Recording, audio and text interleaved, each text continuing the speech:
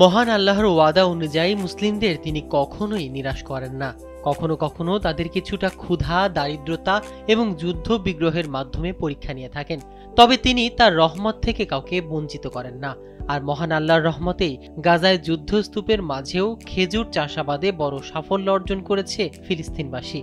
দেশটিতে চলতি কৃষি মৌসুমে প্রায় 25,300 টন খেজুর উৎপাদিত হয়েছে, যা গত বছরের 22,000 টনের তুলনায় উল্লেখযোগ্যভাবে বেশি।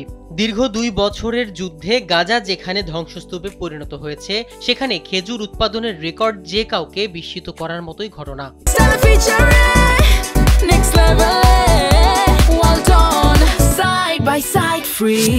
ফিলিস্তিনের খেজুর উৎপাদন মূল্যায়ন বিষয়ক সর্বোচ্চ কমিটি জানিয়েছে, টানা 21 দিনের মাঠ পর্যায়ে সমীক্ষার পর এই হিসাব চূড়ান্ত করা হয়েছে।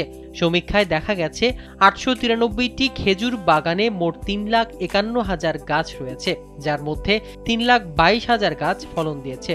কমিটির চেয়ারম্যান আশরাফ বারাকাত বলেন, খেজুর খাত এখন ফিলিস্তিনের অন্যতম কৌশলগত কৃষি সম্পদে পরিণত হয়েছে। সরকারি, বেসরকারি ও কৃষকদের সম্মিলিত প্রচেষ্টায় উৎপাদন ও রপ্তানিতে বড় ধরনের অগ্রগতি হয়েছে। ফিলিস্তিনের কৃষি মন্ত্রণালয় তথ্য অনুযায়ী গত বছর তারা 35টিরও বেশি দেশে 16,000 টন খেজুর রপ্তানি করেছে। ফলে আন্তর্জাতিক বাজারে ফিলিস্তিনি খেজুর একটি স্বতন্ত্র ব্র্যান্ড হিসেবে পরিচিতি পেয়েছে।